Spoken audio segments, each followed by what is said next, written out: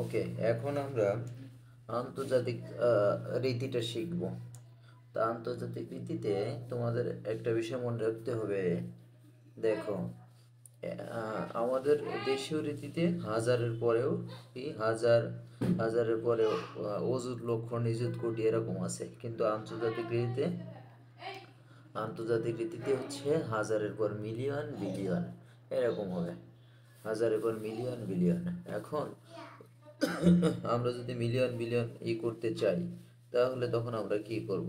মনে করো আমরা 1 মিলিয়ন লিখব। 1 মিলিয়ন লিখব, কিন্তু এখানে আমাদের লেখার সিস্টেম হচ্ছে আমরা মিলিয়নের ঘরে মনে করো 1 দিলাম।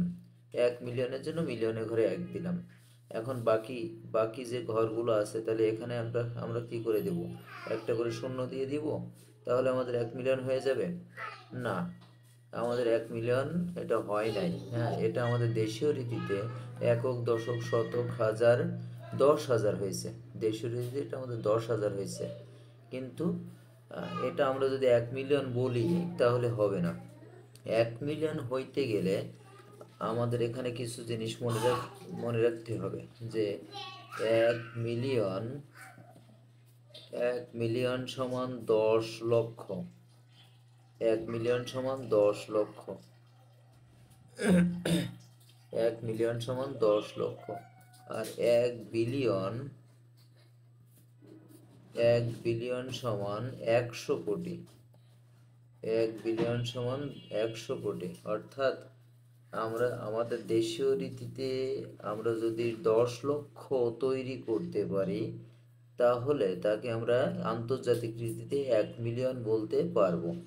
তাহলে এখানে আমাদের আমাদের দেশীয় রীতিতে এখানে 10,000 হয়েছে।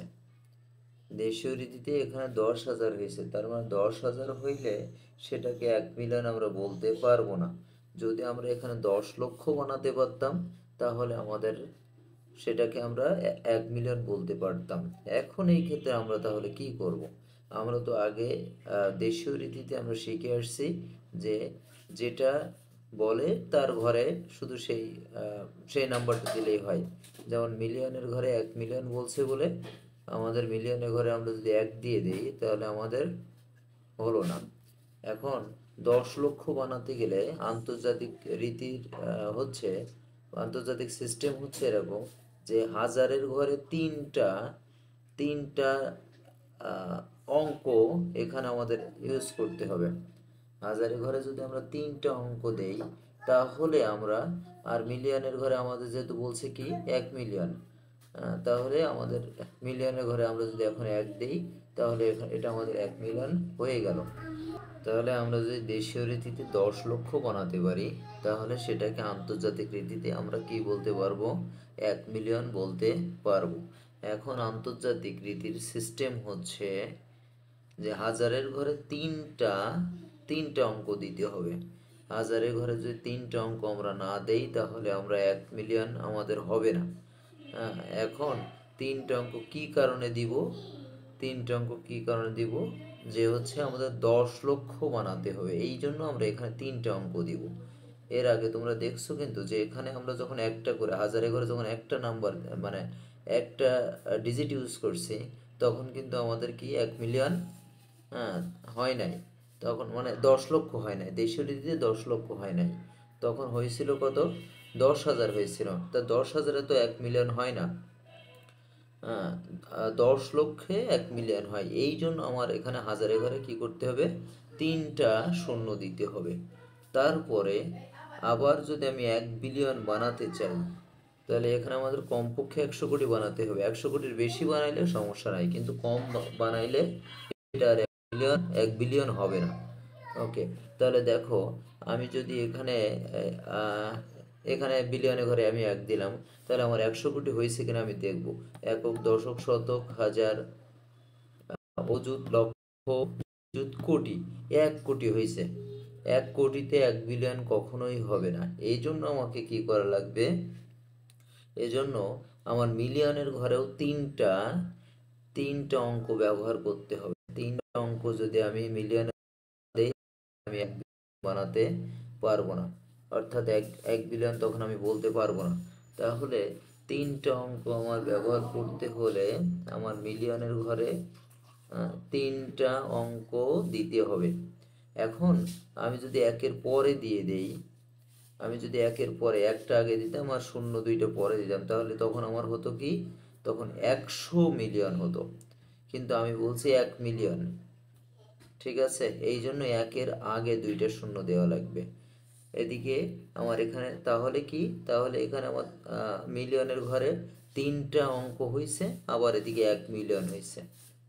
কিন্তু একের পরে যদি আমি শূন্য দিই তাহলে তখন আমার 100 মিলিয়ন হয়ে যাবে, যেটা হবে না, কারণ আমি 100 মিলিয়নের কথা বলিনি, আমি বলছি 1 মিলিয়ন।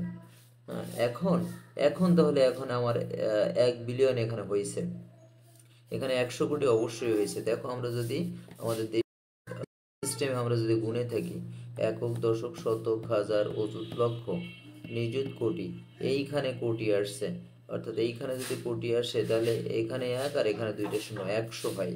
তাহলে 100 কোটিতে 1 বিলিয়ন। তোমরা আশা করছি এই অঙ্কটা বুঝতে পারছো। এখন যদি বুঝতে পেরেই থাকো তাহলে আমি তোমাদের বইয়ের যে যে অঙ্কটা আছে এই অঙ্কটা একটু করে দেখাই দিচ্ছি। এখানে বলছে কি 50 বিলিয়ন 301 মিলিয়ন 538,000, 50 বিলিয়ন, ঠিক আছে? তাহলে আমরা আগে কি করব, আমরা আগে একক দশকগুলো লিখবো, একক, দশক, শতক, হাজার,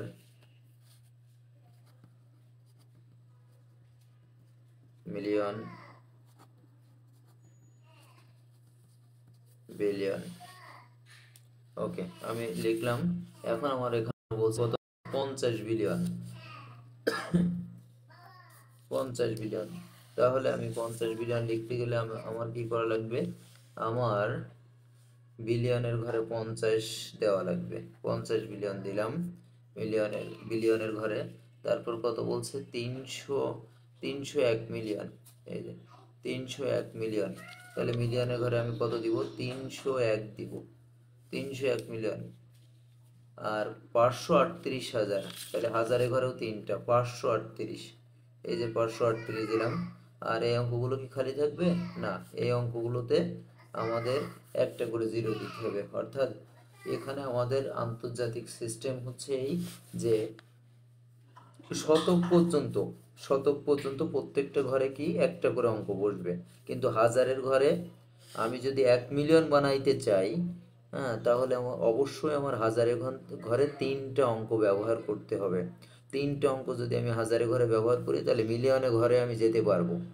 আবার আমি যদি বিলিয়ন বানাতে চাই তাহলে অবশ্যই আমার মিলিয়নের ঘর ফিল আপ করে, তাহলে আমি বিলিয়নের ঘরে যেতে পারবো।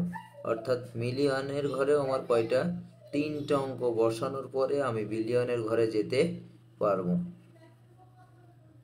তাহলে এখানে আমাদের আন্তর্জাতিক সিস্টেম তাহলে কি দাঁড়ালো, আমার হাজারের ঘরেও তিনটে হবে মিলিয়নের ঘরে যাওয়ার জন্য, আবার মিলিয়নের ঘরেও তিনটে হবে যদি আমি বিলিয়নের ঘরে যেতে চাই, ঠিক আছে? তাহলে এখানে হাজারের কন্ডিশন যদি ফিল আপ না করি তাহলে আমি বিলিয়নের ঘরে যেতে পারবো না। আবার মিলিয়নের মানে কন্ডিশন ফিল আপ না করে আমি বিলিয়নের ঘরে যেতে পারবো না। আশা করি তোমরা আন্তর্জাতিক যে সিস্টেমটা সেই সিস্টেমটা তোমরা বুঝতে পারছো।